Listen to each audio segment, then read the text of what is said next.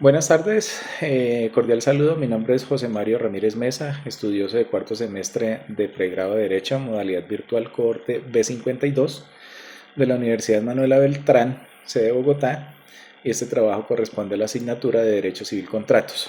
Hoy vamos a hablar de la representación. Comenzamos dándole la valoración e interpretación del concepto. La representación es la institución jurídica en virtud de la cual el representante actúa en nombre y por cuenta de otra, que es el representado, de tal forma que los efectos jurídicos de su actuación recaen directa y exclusivamente en el patrimonio de este último. Tenemos lo que es la interpretación. Esto nos dice que no es una simple ayuda, es una extensión de la personalidad jurídica. Permite superar las limitaciones físicas, en este caso la ausencia, ya sean temporales o de capacidad, dinamizando el tráfico jurídico. En la parte doctrinal encontramos la teoría de la ficción, que es la clásica, donde se finge que el representado es quien está presente y firma. Es la visión más antigua, pero útil para explicar por qué los efectos recaen en él. Tenemos la teoría del representante o del órgano, que es la moderna, es donde indica que el representante es quien realmente emite la voluntad, pero la ley desvía los efectos hacia el patrimonio del representado. Es la que mejor explica cómo funcionan las empresas, en este caso las personas jurídicas. Pasamos a hablar de la importancia, que sin ella la economía moderna colapsaría, ya que las personas jurídicas, que son las empresas, no podrían manifestar su voluntad. Tenemos la parte sistémica de la importancia, que no solo es económica, sino también ética y protectora. Tiene como función de cooperación, que permite que expertos como los abogados, corredores de arte, gestionen negocios que el dueño no sabe y no puede gestionar por falta de pericia técnica.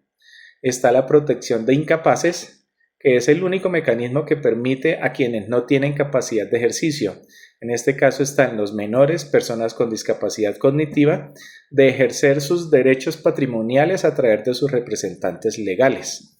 Sin ella, sus bienes quedarían congelados fuera del comercio.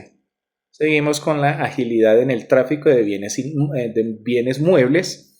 En el caso de los bienes muebles de interés cultural, la representación permite que coleccionistas o museos internacionales tracen piezas históricas de forma segura mediante apoderados legales, garantizando que se cumplan las leyes de protección del patrimonio de cada país. Sigue ahora la sustitución de la voluntad, que es la representación no es un fenómeno de mensajería, el nuncio, sino un fenómeno de sustitución. El representante no solo transmite una voluntad ajena, sino que forma una voluntad propia dentro de los límites del poder, pero con efectos en otro patrimonio. Está la contemplatio domini, que este es el elemento esencial para interpretar el concepto. Significa que el representante debe actuar a nombre del dominus, que es el dueño del negocio. Si no existe esta intención clara de actuar por otro, el contrato podría vincular al representante y no al representado. Hablemos ahora de los antecedentes y evolución contractual. Para entender la representación hoy debemos mirar hacia atrás. Entonces, entremos a tocar el tema del derecho romano, que es la fase negativa. Inicialmente imperaba el principio nemo alieno nomi lege agere potex, que significa nadie puede actuar en nombre de otro. Se consideraba que la voluntad era personalísima e intransferible. La personalidad de las formas en Roma, el contrato no era solo de acuerdo de voluntades, sino un rito. El formalismo de la stipulatio exigía la presencia física de las partes. Entramos a mirar de esta que se deriva el impedimento metafísico, que los romanos creían que la voluntad era un atributo del alma y por ende intransferible. Nadie puede adquirir por medio de una persona libre. Esto es per liberatim persona nihil adquiri posse. Luego pasamos a la excepción de los esclavos. Curiosamente, el pater familias sí podía actuar a través de sus esclavos o hijos bajo potestad. Pero atención, esto no era representación, era el sentido moderno, sino que el esclavo era considerado una extensión orgánica, un instrumento vivo del dueño. Acciones adjeticias. Menciona estos para impresionar, para permitir el comercio. El pretor creó que acciones que permitían demandar al dueño de los negocios que su esclavo o hijo realizaban en el comercio. Fue el primer atisbo de responsabilidad por otro. Ahora hablamos de la Edad Media y derecho canónico. Surge el concepto de nuntius, que era el mensajero, y luego el de procurador. Se empieza a valorar la causa del contrato por encima de la formalidad física y de quien lo firma. El triunfo del espíritu, aquí ocurre el giro más importante, el paso del formalismo al espiritualismo. El nuntius versus el procurador. El nuntius era un simple repetidor de palabras como una carta que habla. El avance real fue el procurador, quien ya tenía cierto margen de decisión. Luego viene la influencia canónica. La Iglesia empezó a defender que la palabra dada obliga. Si alguien daba su palabra a través de otro, Dios lo veía como un solo compromiso. El principio omni licet per se, licet per alium. Todo lo que es lícito por sí mismo es lícito por otro. Nace aquí para facilitar la gestión de los vastos territorios de la Iglesia. El lex mercatoria. Los comerciantes medievales no podían esperar meses a viajar de una feria a otra.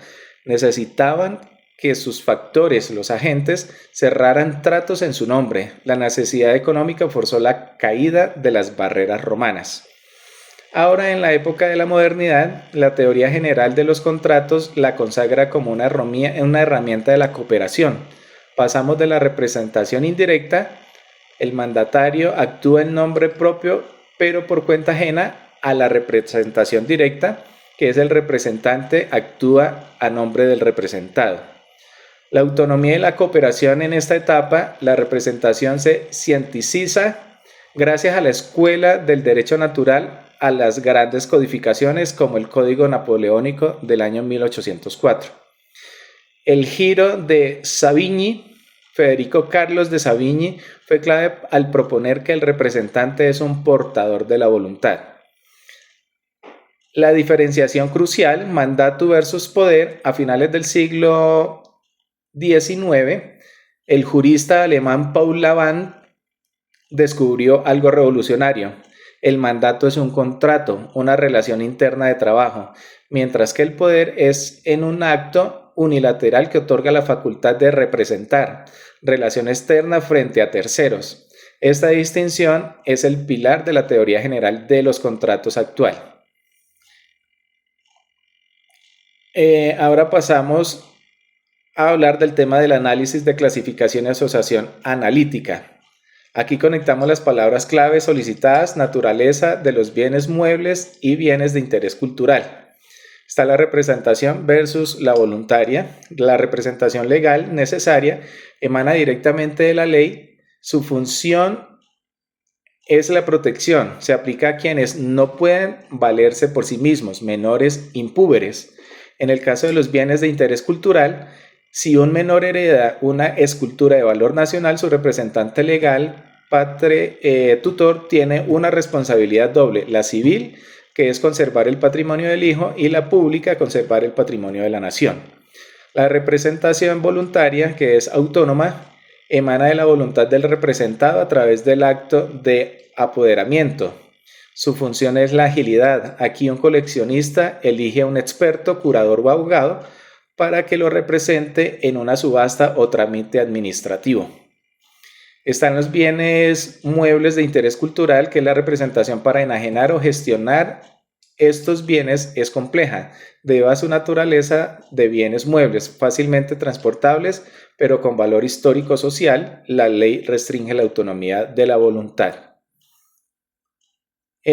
Pasamos al análisis, que es un representante voluntario o legal en su poseedor de un BIC, que es la bienes muebles de interés cultural. Nos indica que no solo está sujeto al Código Civil, sino a normas de orden público. Aquí la representación se vuelve intervenida por el Estado para asegurar que el bien no salga del país o sea destruido. Los dos ejemplos están. El primero, que es la patria potestad.